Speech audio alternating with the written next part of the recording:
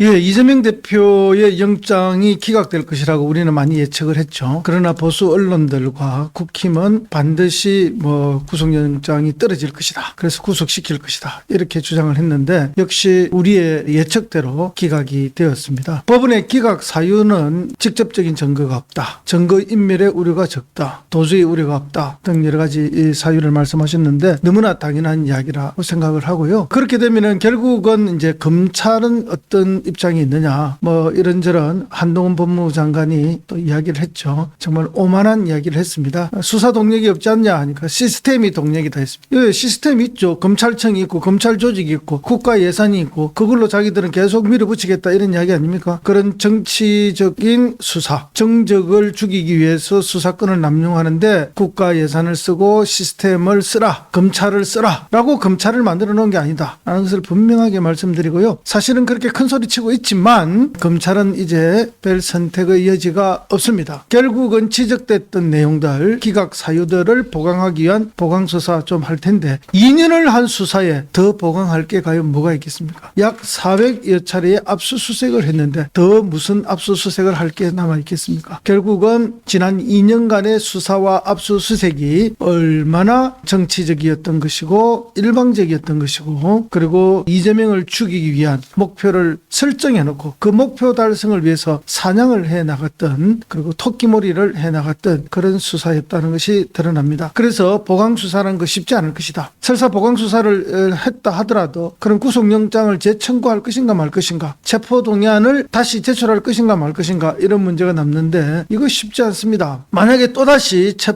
체포동의안을 국회로 보냈다가 부결이 됐을 때 정치적 타격, 그 다음에 구속영장을 신청했을 때 또 실질심사에서 기각이 됐을 때의 타격 등을 생각하면 검찰은 정말 지금 쫄리고 있을 거라고 저는 봅니다. 그렇다면 검찰이 선택할 수 있는 것은 불구속 기소밖에 없다. 그만큼 검찰의 입장은 좁아지고 있다. 그리고 우리 국민들도 그 새벽에 기각되는 것을 보면서 검찰의 수사가 지나치다는 걸 많은 분들이 판단했습니다. 제가 지난주와 이번 주 검찰의 야당 탄압을 규탄하는 판을 들고 아침 출근길에 6시 40분부터 8시까지 1시간 20분씩 이렇게 매일 인사를 했습니다. 처음에 별 반응이 없었습니다. 내각 해산, 야당 탄압 중지, 규탄한다 이런 팻말들을 들고 우리 시원들과 함께 수천 대가 지나가는 길목에서 매일 인사를 했는데요. 근데 새벽에 기각이 되고 그날 6시 40분 아침에 나가서 할 때 많은 우리 버스 기사들이 저에게 손을 흔들어주고 그리고 지나가는 차량들도 창문을 내리고 손을 흔들거나 빵빵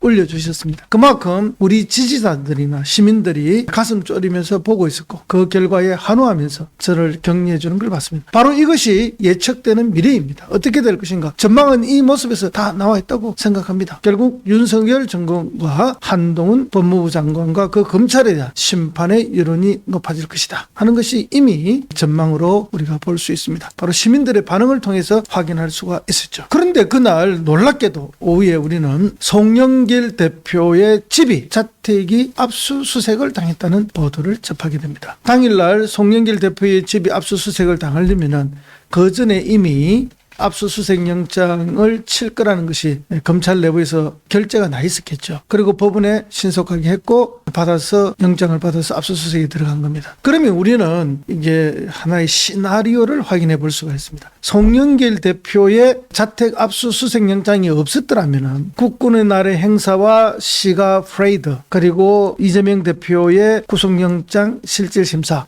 이거는 그냥 흐름으로 봤을 겁니다. 그런데 송영길 대표 자택의 압수수색 영장이 발부가 되고 압수수색이 있었다라는 것을 보면서 저는 어떤 지금의 대통령실과 검찰의 시나리오가 있었다는 느낌을 확 그 순간에 받았습니다. 다시 말해서 윤 대통령의 지지율, 국정의 긍정 지지율이 매우 낮습니다. 한 60%에서 플러스 마이너스 2, 3% 수준이죠. 부정이 그렇죠. 긍정은 30%에서 35% 정도. 거기서 뭐 잘 나오는 거 38%까지 나오는데요. 그리고 당 지지율도 지금 민주당이 대체로 다 높게 나옵니다. 그래서 이 내년 총선을 6개월 앞둔 시점에서 대통령의 지지율이 매우 낮고 그리고 당 지지율도 민주당이 더 높고 이런 굉장히 위기상이 있는데 이 위기상을 돌파하기 위한 추석 민심을 뒤집기 위한 지지율을 완전히 극적으로 반전시키기 위한 지지율 쿠데타 업무가 있었다. 저는 그렇게 봅니다. 그것을 일목요연하게 자기들은 작전을 짠 거죠. 그래서 국군의 날 시가 프레이드를 멋지게 하고, 그리고 그걸 통해서 안보에 대한 아주 강한 주장을 통해 보수 결집을 시키면서 동시에 이재명 대표 영장이 떨어지면은 야당에 대한 극단적 공격과 탄압의 모습과 거기다가 이제 쐐기를 박는 것이 송영길 대표에 대한 압수수색 영장을 통해서 완전한 추석 여론전을 펼쳐서 지금의 지고 있는 여론을 뒤집는 지지율 쿠데타의 음모, 지지율을 쿠데타시키는, 그래서 뒤집어내는 그런 계획표를 이 사람들이 짰던 겁니다. 근데 법원의 구속영장 실질심사에서 기각 결정에 이 음모가 실패로 돌아간 것이다 는 것을 우리는 확인할 수가 있었습니다.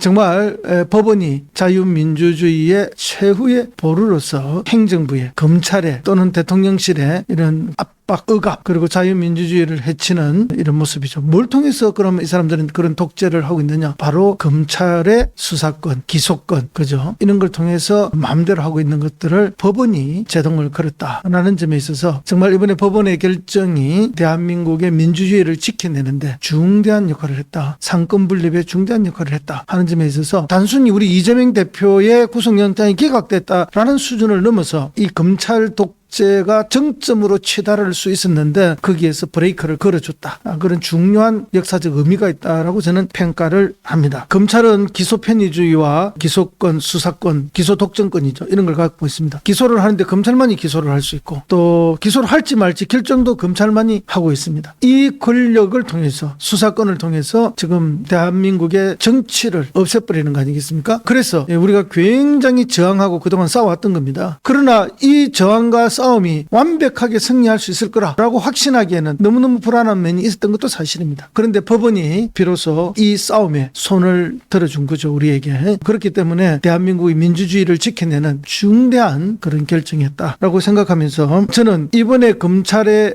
행동, 검찰을 동원한 법무부와 대통령실의 이재명 대표의 구속영장 청구, 그리고 송영길 전 대표의 자택 압수수색 영장 청구해서 수색 들어갔잖아요. 이런 것들이 정밀한 계획에 따라서 진행된 거다. 그리고 지지율을 완전히 뒤집어내기 위한, 추석 민심을 뒤집어내기 위한 지지율 쿠데타였다. 그런데 그 쿠데타는 실패로 끝났다. 이걸 막아낸 것은 격렬하게 싸워주신 우리 국민들과 우리 이재명 대표를 지지하는 분들의 힘과, 그리고 법원의 공정하고 객관적인 판단에 의해서 가능했다라는 측면에서 정말 이번 추석에 대한민국의 자유민주주의를 지켜낸 진짜 자유민주주의가 뭔가를 보여준 거죠. 윤석열이 말하는 자유민주주의는 그야말로 자기가 말하는 전체주의입니다. 그야말로 전체주의죠. 그리고 진짜 자유민주주의가 뭔가를 이번에 우리 국민들과 이재명 대표의 지지자들과 법원이 함께 보여줬다, 이렇게 생각하면서 지지율 쿠데타를 막아낸 쾌거였다라고 말씀드립니다. 그래서 이후에 우리 전망은 간단합니다. 이제는 심판이다. 이제는 투쟁이다. 민주주의를 지켜내고 자유를 지켜내기 위해서 윤석열 독재 정권, 윤석열의 전체주의적 사고에 의해서 진행되는 이 전체주의적 독재 정권을, 물론 이제 거기서는 검사들이 주도하는 거죠. 검찰 독재를 막아내는 그 투쟁을 해나가야 되고, 승리의 깃발을 높이기 위한 이제는 심판의 날을 만들어가야 한다는